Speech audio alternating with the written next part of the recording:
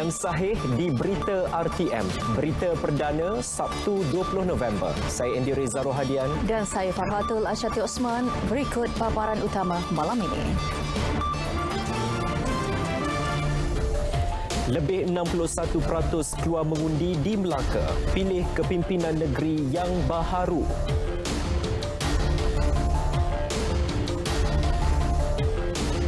Sulam buka ruang lebih ramai anak orang asli ke institusi pengajian tinggi.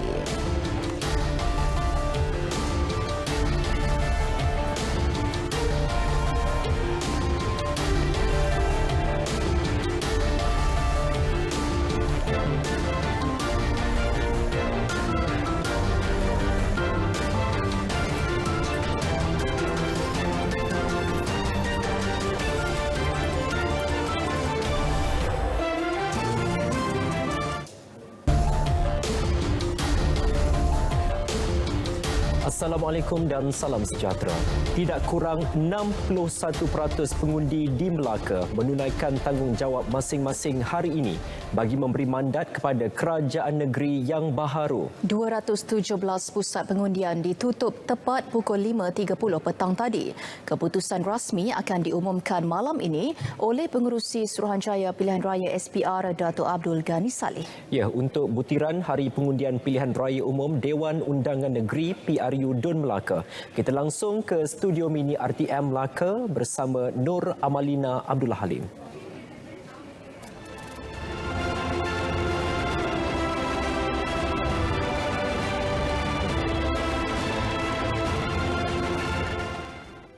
Terima kasih Andy dan Farhatul. Teka-teki siapa yang bakal mentadbir negeri Melaka bakal terjawab malam ini menerusi pengumuman keputusan rasmi PRU Dun Melaka ke-15 oleh Pengerusi Suruhanjaya Pilihan Raya SPR Dato' Abdul Ghani Saleh. Bagi mendapatkan gambaran awal mengenai pengumuman tersebut, kita langsung bersama Muhammad Ashraf Ishak yang kini berada di Menara Persekutuan Aikro. Silakan Ashraf. Ya, Amalina, saya bersama rakan-rakan media yang lain sudah pun berada di Menara Persekutuan di Aikro ini yang menempatkan Pejabat Suruhanjaya Pilihan Raya SPR bagi negeri Melaka yang akan juga di mana keputusan penuh PRU Dun Melaka ini akan diumumkan oleh Pengerusi SPR Dato' Abdul Ghani Saleh di sini. Dan ketika ini proses pengiriman undi masih lagi giat dijalankan di 28 pusat penjumlahan undi di seluruh negeri Melaka, dan data-data dan statistik pengundian ini akan dikongsikan oleh rakan-rakan saya sebentar lagi melalui lintas langsung mereka di kawasan liputan mereka. Dan manakala bagi di Menara Persekutuan ini yang akan menjadi tempat tumpuan utama bagi pengumpulan data-data undian dari seluruh 28 DUN bagi PRU Dun Melaka ini, kami masih lagi belum menerima kemaskini maklumat terkini yang rasmi daripada pihak SPR. Namun sekiranya anda ada menerima maklumat data pengundian berkaitan PRU Dun Melaka ini, ianya dikongsikan oleh laman rasmi Facebook parti-parti politik masing-masing yang didapati melalui ejen-ejen mereka yang ditempatkan di pusat pengundian. Jadi anda diingatkan untuk tidak keliru, dan kerana data-data tersebut adalah pengiraan undi yang tidak rasmi. Kerana sehingga kini kami di pihak RTM masih lagi belum menerima perkembangan terkini dan data terkini yang dikemaskini oleh pihak SPR di sini. Dan insya-Allah saya kira data-data rasmi ini akan dikongsikan oleh pihak SPR tidak lama lagi setelah mereka mendapat maklumat rasmi berkaitan dengan daripada pusat penjumlahan undi di 28 DUN di negeri Melaka ini. Dan sidang media Pengerusi SPR iaitu Dato' Abdul Ghani Saleh dijangka akan diadakan pada pukul 10 malam nanti setelah menerima maklumat penuh dari semua pusat penjumlahan undi. Dan kami masih lagi menunggu perkembangan terkini di sini. Kita sama-sama nantikan, insya-Allah sedikit masa lagi kita akan ketahui siapa yang akan mentadbir dan mewakili kawasan anda di 28 Dewan Undangan Negeri Dun Melaka pada PRU Dun Melaka ke-15 ini. Saya kira setakat itu saja perkembangan terkini yang dapat saya kongsikan secara langsung dari Menara Persekutuan Aikro. Kita kembali semula bersama Amalina di studio mini RTM Melaka, Jalan Tamisari. Silakan. Ashraf, terima kasih. Di Dun Bukit Katil, Fahmi Zaidi memaklumkan lebih daripada 65% pemilih menunaikan tanggungjawab. Proses kiraan kertas undi sedang berjalan ketika ini dan Dewan Tun Ali antara lokasi pengumuman keputusan bagi Dun Bukit Katil. Fahmi, teruskan.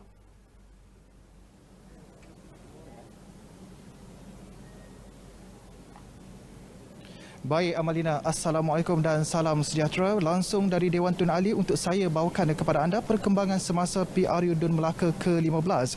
Alhamdulillah, proses mengundi bagi kawasan N17 Bukit Katil hari ini berjalan dengan lancar, dan untuk pengetahuan anda, N17 Bukit Katil kali ini menyaksikan pertembungan 4 penjuru di antara Barisan Nasional Datuk Wira Hasnur Residang Husin, Pakatan Harapan Adli Zahari, Muhammad Al-Afih Yahya mewakili Perikatan Nasional dan Abdul Hamid Mustafa bebas. Terdahulu pada PRU ke-14 bagi kawasan N17 Bukit Katil ini telah menyaksikan pertembungan di antara 3 calon, iaitu Barisan Nasional Datuk Yunus Hitam, PKR Adli Zahari dan PAS Muhammad Puan Bedul. Dan pada waktu itu Adli Zahari telah memenangi kerusi Dun Bukit Katil dengan memperolehi majoriti sebanyak 3,159 undi. Namun pada kali ini adakah beliau akan mempertahankan kerusi tersebut? Sama-sama kita nantikan. Baik, jika anda dapat lihat di skrin paparan utama Dewan Tun Ali pada hari ini telah tertera keputusan tidak rasmi di mana telah menunjukkan bahawa Barisan Nasional telah mendahului dengan jumlah undian sebanyak 723 undi, bebas 16 undi, Pakatan Harapan 604 undi dan juga Perikatan Nasional 548 undi. Namun keputusan rasmi masih lagi belum diumumkan oleh pegawai pengurus Bukit Katil. Baik, saya kira setakat itu dahulu perkembangan semasa dari Dewan Tun Ali. Sekian dari saya, terus setia bersama RTM. Kembali semula ke studio. Silakan Amalina. Fahmi, terima kasih. Di Lendu masih menanti keputusan pengiraan undi yang dilaksana di 4 pusat mengundi di Dun berkenaan. Untuk perkembangan langsung bersama Nurul Ashikin Abdul Halim.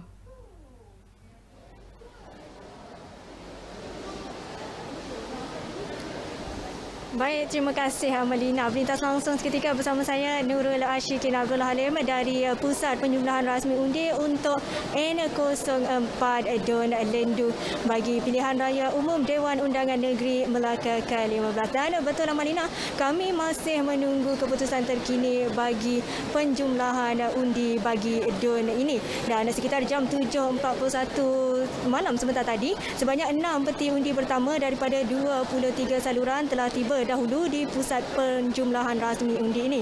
Manakala sekitar jam 7.54 malam pula, 5 lagi peti undi tiba dan sebentar tadi, saya dapat lihat beberapa lagi peti undi telah sampai ke pusat penjumlahan rasmi undi ini, dan kami masih menunggu di skrin projektor di belakang saya ini keputusan semasa bagi Dun Lendu. Untuk makluman anda dan juga Amalina, di pusat penjumlahan rasmi undi ini mempunyai seramai 10 petugas SPR yang bertugas selain daripada pegawai pengurus dan penolong pegawai pengurus pilihan raya. Selain itu, berdasarkan maklumat yang saya terima daripada pegawai dan petugas pilihan raya di sini, proses pengiraan kertas undi awal bagi kawasan Dun Lendu ini telah dilaksana pada jam 4 petang tadi di Dewan Kompleks Sukan Masjid Tanah, manakala pengiraan kertas undi pos telah dilaksana pada jam 5.15 petang tadi di Bilik Mesyuarat Penguatkuasa Majlis Perbandaran Alor Gajah. Dan sekali lagi saya kongsikan untuk Dun Lendu ini menyaksikan pertembungan 3 penjuru, iaitu antara calon Perikatan Nasional Meja Bersara Abdullah Mahdi, calon Pakatan Harapan Muhammad Asri Ibrahim yang juga Ketua Penerangan PKR Negeri Melaka dan Ketua Penerangan PKR Cabang Masjid Tanah, serta calon Barisan Nasional Datuk Seri Sulaiman Mat Ali yang merupakan bekas Ketua Menteri Melaka ke-12 dan juga bekas penyandang kerusi Dun Lendu. Dan siapa yang bakal menyandang kerusi Dun Lendu pada PRU kali ini, sama-sama kita nantikan. Itu lintas langsung bersama saya Nurul Ashikin Abdul Halim dan kru penerbitan dari Dun Lendu. Kembali bersama Amalina di studio mini RTM Melaka. Silakan. Terima kasih Syikin. Di Dun Pengkalan Batu setakat ini masih tiada lagi keputusan rasmi. Bagaimanapun keputusan semasa akan dikemas kini dari semasa ke semasa. Nur Arkila Arba'in di lokasi. Teruskan laporan anda.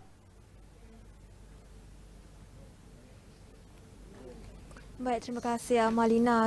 Saya berada di pusat penjumlahan undi bagi DUN Pengkalan Batu yang terletak di Dewan Bestari Air Keruh. Baik, peti undi terawal sampai adalah pada pukul 7.30 petang tadi, dan ini adalah data terkini yang terbaru dikongsikan oleh petugas di sini mengenai kedudukan terkini keputusan pilihan raya umum bagi Pengkalan Batu. Baik, untuk jumlah peti undi diterima setakat ini 1 daripada 48, dengan jumlah kertas undi dikeluarkan sebanyak 328, dan setakat ini jumlah undian bagi Muhammad Danish Zainuddin PH sebanyak 32, Muhammad Azruddin bin Muhammad Idris PN 73, Nur Hizam bin Hassan Bakti calon bebas 24, Muhammad Alwi bin Sari Putra 1 undi, dan Datuk Hajah Kalsum Nurdin BN dengan 121 undi, dan jumlah undian oleh pemilih adalah sebanyak 251. Jumlah kertas undi ditolak pula adalah sebanyak 23, manakala jumlah kertas undi yang tidak dikembalikan adalah 54, dan setakat ini majoriti adalah 48. Baik, itu saja setakat ini dari sini. Perkembangan semasa mengenai keputusan DUN pilihan raya umum DUN Melaka akan dikongsi oleh rakan-rakan yang lain. Teruskan bersama RTM, kembali kepada Amalina. Akila, terima kasih. Pusat penjumlahan undi bagi DUN Asahan mula menerima kertas pengundi dari 11 pusat mengundi. Perkembangan semasa dari pusat penjumlahan undi langsung bersama Ravin Samungkam di Kolej Komuniti Selandar. Silakan Ravin.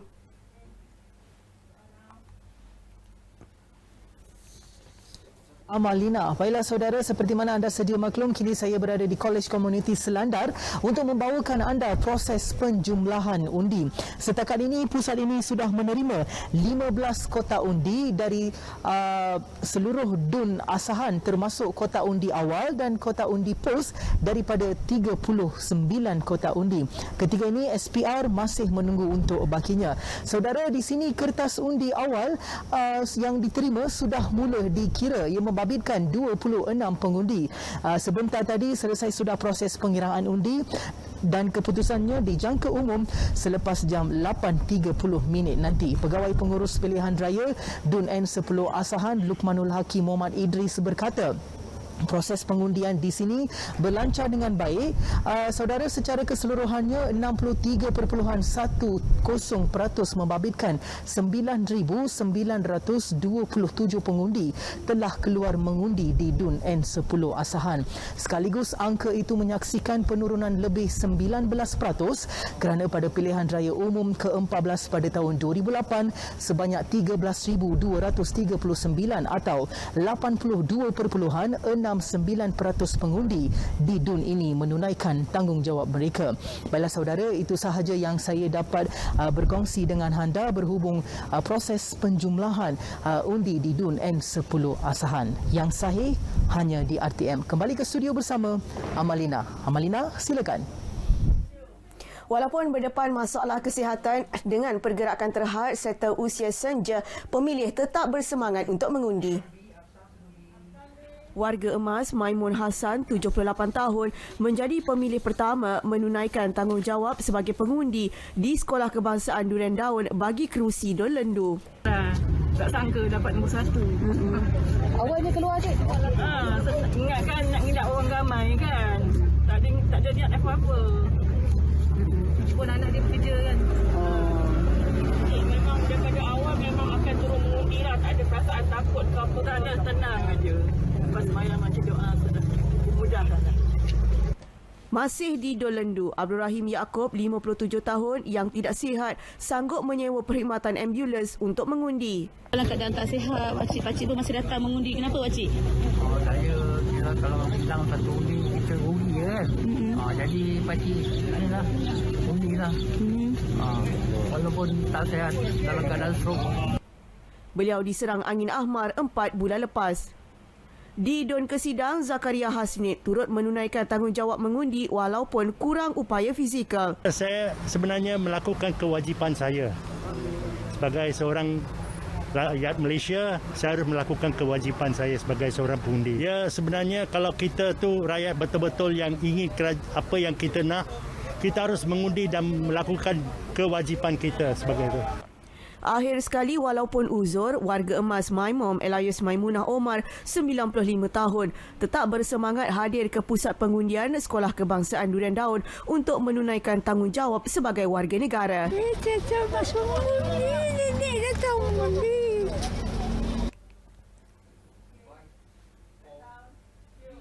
Setiap satu undi amat berharga. Berpegang kepada prinsip itu, warga emas berusia 93 tahun, Baba Kecut, tetap bersemangat untuk menunaikan tanggungjawab mengundi. Baba dari Kampung Londang mengundi di Sekolah Menengah Kebangsaan Adiputra bagi kerusi Dun Tanjung Bidara. Kerana nak menjaga keselamatan negara. Atuk daripada start mengundi ni, ada pengundian ni sampai hari ini, alhamdulillah, Atuk memang tiap-tiap kali mengundi, Atuk mengundi. Atuk mengundi parti yang mengelolakan kerajaan. Seorang pemilih positif COVID-19 dikesan keluar mengundi di salah sebuah pusat mengundi di Alur Gajah. Keputusan ujian bagi individu berkenaan diterima daripada makmal swasta selepas selesai proses mengundi. Individu itu bagaimanapun tidak menunjukkan sebarang gejala ketika mengundi. Kenyataan Pengarah Kesihatan Negeri Dr. Rusdi Abdul Rahman menyebut Pejabat Kesihatan Daerah PKD Alur Gajah menerima notifikasi berkenaan daripada Pusat Penilaian COVID-19 CSC Melekit. Sehubungan itu, PKD Alur Gajah mengambil tindakan segera iaitu mengarahkan SPR di pusat mengundi terlibat melakukan proses disinfeksi menyeluruh. Disinfeksi dijalankan dengan kerjasama pihak bomba dan penyelamat.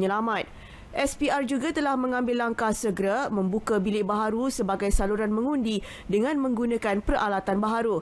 Pasukan pemantauan PKD Alur Gajah turut ke pusat mengundi terlibat untuk memastikan kawalan infeksi dijalankan secara teratur. Jabatan Kesihatan Melaka memandang serius apa yang berlaku dan siasatan lanjut sedang dijalankan dengan terperinci. Semua kontak rapat dan sosial sedang disiasat bilik gerakan PKD Alur Gajah. Baik, untuk mengikuti keputusan rasmi PRU Dun Melaka, Grandstand akan bersiaran bermula pukul 8.30 malam ini di saluran berita RTM dan TV1. Ikuti lintas langsung laporan kami dari setiap lokasi Dun Melaka untuk keputusan sahih. Kami di studio mini RTM Melaka tinggalkan anda dengan visual petugas-petugas RTM pelbagai unit yang bertungkus lumus menyajikan laporan terbaik kepada anda. Saya Nur Amalina Abdul Halim, kembali ke Angkasa Puri bersama Andy dan Farhatul.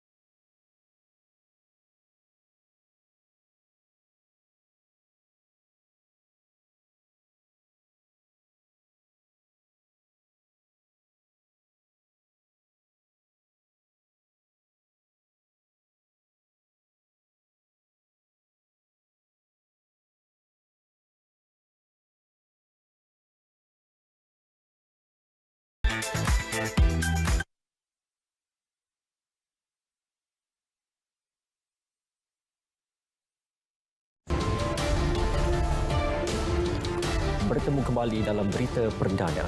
Program Perkhidmatan Pengajian Universiti Malaysia untuk Masyarakat Sulam hasil inisiatif Kementerian Pengajian Tinggi KPT membuka ruang kepada lebih ramai anak orang asli melanjutkan pengajian ke institusi pengajian tinggi. Sebagai permulaan, Universiti Pertahanan Nasional Malaysia UPNM dengan kerjasama Jabatan Kemajuan Orang Asli JAKOA sedang memperhalusi program laluan khas kemasukan pelajar orang asli ke UPNM bakal dilaksana tahun depan. Ruang dan peluang sebegini pasti dapat membuka jalan yang lebih cerah kepada anak-anak orang asli untuk melanjutkan pelajaran ke UPNM. Kita yakin satu hari nanti kita akan dapat menyaksikan lebih ramai lagi anak-anak orang asli yang berpeluang untuk mengikuti pengajian tinggi di universiti dan berjaya sebagai profesional yang lahir daripada UPNM. Saya juga percaya bahawa UPNM mampu membentuk serta melahirkan insan-insan hebat daripada kalangan masyarakat orang asli di masa akan datang, insya-Allah. Perdana Menteri dalam ucapannya turut memberi jaminan kerajaan akan terus memberi tumpuan kepada pembangunan dan pendidikan masyarakat orang asli di seluruh negara.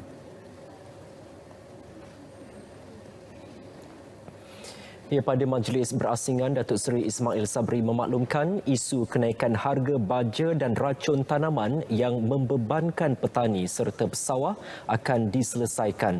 Tegas Perdana Menteri, Kementerian Kewangan juga telah diarah untuk meneliti bantuan yang boleh dihulur kepada golongan berkenaan.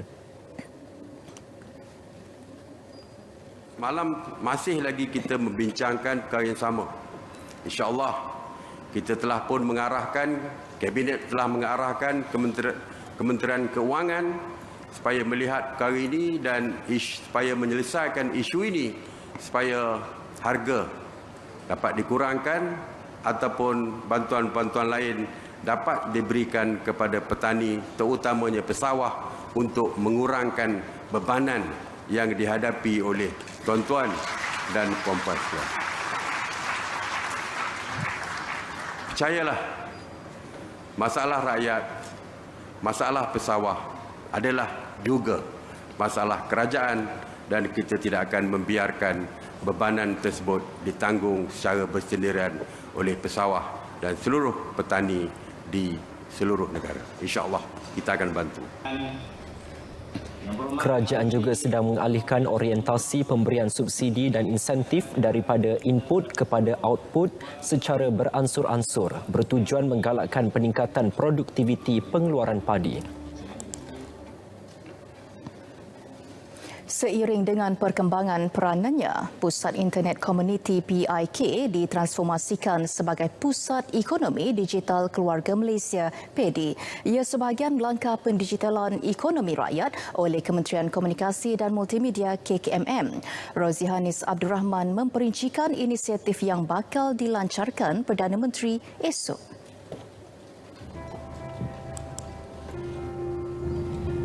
Objektif awalnya untuk memperkenalkan internet kepada komuniti, namun fungsinya semakin berkembang termasuk kini berperanan membangunkan aktiviti keusahawanan digital. PEDI perlu dimanfaatkan masyarakat luar bandar sebagai alat dan juga jendela utama untuk mereka menjana pendapatan dan mengubah nasib keluarga tanpa perlu berhijrah ke bandar.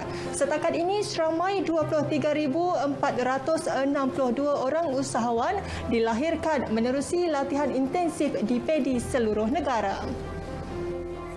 Menurut Pengerusi Suruhanjaya Komunikasi dan Multimedia Malaysia MCMC, Dr. Fadullah Suhaimi Abdul Malik, 1085 PEDI akan beroperasi seluruh negara menjelang penghujung tahun 2022. Katanya transformasi PEDI kini melibatkan 5 pendekatan baharu. Nombor 1, kita menambahkan anggota untuk membantu masyarakat usahawan yang kita panggil rakan digital PEDI. Nombor 2, kita juga melantik apa kita panggil sebagai panel penasihat untuk kita merancakkan lagi kelangsungan pelibatan masyarakat setempat dengan rakan-rakan dengan perkhidmatan yang telah disediakan. Pelancaran yang akan berlangsung di Bera ini sekaligus bakal menyaksikan lebih ramai usahawan mikro menerima manfaat daripada penjenamaan ini. Rozihanis Abdul Rahman, Berita RTM. Saudara, sedikit perkembangan sukan. Selangor FC mengumumkan pengarah sukannya Michael Fichtenbeiner akan memegang tanggungjawab sebagai ketua jurulatih bermula musim 2022. Fichtenbeiner akan menggantikan tugas Carsten Netzel yang hanya mengendalikan The Red Giants selama semusim. Musim ini Selangor mempamer prestasi tidak konsisten apabila hanya menduduki tangga kelima Liga Super dan tersingkir di pusingan suku akhir Piala Malaysia. Ketua Pegawai Eksekutif Selangor FC, Dr. Johan Kamal berkata, pemilihan Fichtenbeiner diharap dapat mengatasi isu prestasi tersebut musim depan. Kita kena buat with consistency lah. I think that's what we've suffered this year. There are moments yang we played good football, kita bermain dengan sangat baik, tapi pencapaian ataupun persembahan tu kita kadang-kadang kita tak dapat buat secara konsisten. Fichtenbeiner sebelum ini pernah diberi tanggungjawab memimpin pasukan Selangor FC 2.